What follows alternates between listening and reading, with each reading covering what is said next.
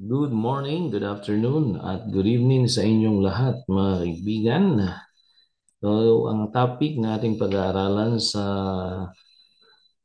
video na ito ay tungkol po sa amnesty, no? Yan. So, at the end of the lesson, you should be able to explain the concept of amnesty. Okay? And you should also be able to discuss yung mga iba't ibang classification ng amnesty. All right? So to start with, let us answer this question. What is the act of sovereign power granting oblivion, no, or forgetfulness for past offenses or offense? And it is rarely, if ever, exercised in favor of a single individual and usually exercised in behalf of certain class of people who are subject to trial but have not yet been convicted. So letter A, parole. Letter B, pardon. Letter C, amnesty. And delta is probation. Okay? So ano ba yung tinatanong? Ito po ay oblivion. So meaning it will totally forget, no, yung past offenses. Okay? At ito ay ini-exercise sa klase ng tao, no? So group usually ito. At usually na ginagrant nito ay yung tinatawag na political offenders, di ba? Okay, for political offenders. Kapag ka parole, yan, it is a continuation of sentence away from prison after serving minimum sentence, ay po pwedeng applyan ang parole, diba? Kapag ka na-serve yung tinatawag na minimum sentence. Ang pardon naman po pwedeng absolute, walang condition, no? Pwede namang conditional pardon, pero pag absolute ang a-applyan, dapat na-serve na yung maximum sentence, pag absolute pardon. Pagka-conditional naman, na-serve na yung one half of the maximum sentence. Okay?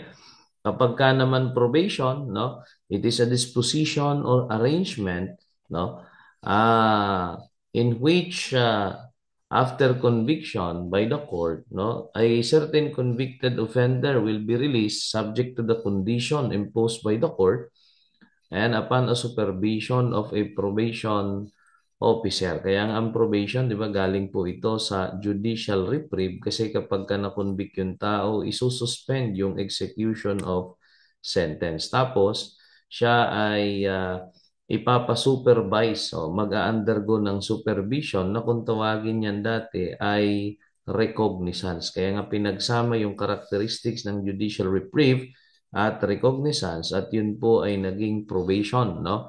In which kapag ka ang isang convicted offender ay nag-grant ng probation, then the court will suspend the execution of sentence and that person will undergo probation, mga kaibigan. So he will be released to the community subject to the condition imposed by the court. So ang sagot po dito ay amnesty, right? So pag sinabi nating amnestia, it is an oblivion, no? Oblivion or forgetfulness, from the word amnesia, which means to forget. All right? So what is amnesty? So yan nga sabi natin, it is an act of oblivion or forgetfulness or tinatawag din itong general pardon or minsan ang tawag dyan blanket pardon. And it will obliterate the past offenses and it is exercised in behalf of certain class of people at yun yung sinasabing political offenders. Okay? It is a general pardon, sabi dyan, extended to groups of law violators. At kanino usually ina-extend ito sa mga political offenders. So what is the nature of amnesty? It will look backward, atras siya, and it will obliterate or erase not only the penalty. O, kasi karamihan kasi pag sa parole, ang mawawala lang doon pag nayari yung parole ay yung penalty, yung criminal liability naman kapag ka nayari, no? Pag na-serve na yung sentence, okay? Kapag ka naman absolute pardon, ang nawawala lang din ay yung penalty, hindi kasama ang offense. Pero dito sa amnesty, as in, no, mabubura yung mismong crime na na-commit or yung offense na na-commit or yung political offense. Ano ang kailangan? Kailangan nga lang dyan ng two-third concurrence, no? of the members of the Congress bago mag-grant po ito kasi kailangan magpasa ng proclamation. Legal basis that is provided under Article 7, Section 19 of 1987 Philippine Constitution, extended by whom? Of course, the President or the Chief Executive, pero hindi sole prerogatives kasi kailangan nga ng sinasabi nating concurrence of Congress at dapat boboto 2/3 of all members. Kanino ini-extend? Kasi madalas na natatanong yan sa board exam, it is extended to political offenders. All right? My next question, who among the following are qualified to be granted for amnesty? The group of Renato Hipolito committed heinous crimes. Letter B, group of Delphine Borja who committed transnational crime, no? Or Charlie, group of Aliana Dalisay who committed multiple murder.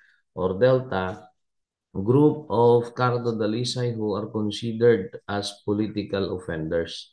So base doon sa ating na-discuss, sino ba ang karapat-dapat na mabigyan ng amnesty? That is group of Cardo Dalisay who are considered as political offenders, meaning they committed political offense. Okay, so yun naman yung amnesty na sabi natin, it is usually granted to those who committed political offense, yung mga tinatawag nating political offenders. Alright? So, ano-ano naman yung mga klase ng amnesty, mga kaibigan, no? Ano naman ba yung iba't ibang klase ng amnestia na sinasabi natin? Okay? So, we have the so-called express amnesty, no? Naka-express. So, it is one that is granted in direct terms, such as presidential proclamation. Okay? Or law, no, enacted by the legislature granting amnesty to specific people, no. So we have also express na isa batas, no. When you say implied naman, it takes place in international law. When there is a treaty, pag sinabi nating treaty kasi ay kasunduan ng dalawang representative ng bansa or kasunduan ng dalawang bansa. So if there is a treaty or agreement of peace made between contending parties or opposing parties or ng dalawang bansa in domestic or municipal law, it is a result of inhibition of the state, no, from prosecuting or punishing yung people who committed political offenses. So when the law punishing certain crime is repealed with retroactive effect, resulting in the decriminalization of the act and the release of those charged convicted for the same. For example, Congress recent repeal RA number 1700 known as the Anti-Subversion Law na kung saan ay pinapatawad yung mga nakakommit ng subversion, parang ganon. So that is an agreement or treaty of both parties who are in war. Yan, implied amnesty. We have also general amnesty granted to whole class of person within territorial domain. So like for example, kung yan ay binigay sa NPA buong Pilipinas, o yan, general amnesty under effective jurisdiction or the sovereign issuing decree. Selected or limited, ito marami tayong example dito, no, sa Pilipinas. Like for example, yung ibinigay sa Alex Bungkayo Brigade, yan. Yan yung 1092, yan. So, Proclamation number 1092 covers a segment of particular class or portion of sovereign territorial jurisdiction or a specific act lamang committed or specified time frame. Conditional, siyempre, yung mga amnesty na may condition, no? Ang usual po dyan na condition ay laying of arms and taking oath of allegiance to the Philippine government. So, kung unconditional, siyempre, express in broad terms and does not lay down a specific requirement. Okay, walang mga requirement. Unlike conditional amnesty na tinatawag po natin. Okay? Now, next, additional question. In amnesty, what is needed since it is a public act, no? Hindi po siya private act tulad ng pardon. It is a public act. So, what is needed? Amnesty is by proclamation with the concurrence of the BPP, and it is a public act which court shall take judicial notice So bravo, amnesty is by proclamation with the concurrence of the Rector of Prison, and it is a public act which court should take judicial notice. And Charlie, amnesty is by proclamation with the concurrence of PPA, and it is a public act which the court should take a judicial notice. And Delta, amnesty is by proclamation with concurrence of Congress, and it is a public act which court should take a judicial notice. So dito sa Charlie kasi ang nagkakangker ay PPA. Dito naman sa Delta, that is Congress. So the correct answer is Delta. Okay, so amnesty is by proclamation with the concurrence of Congress. And it is a public act which court should take a judicial notice. No? So ano naman yung judicial notice?